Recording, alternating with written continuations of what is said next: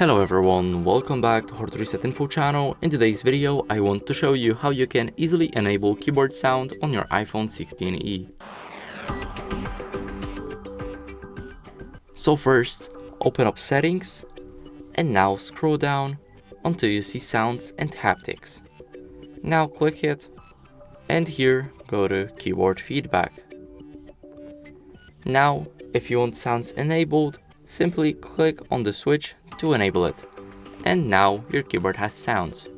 Thank you guys for watching, make sure to leave a like, subscribe, and see you in the next video. Bye.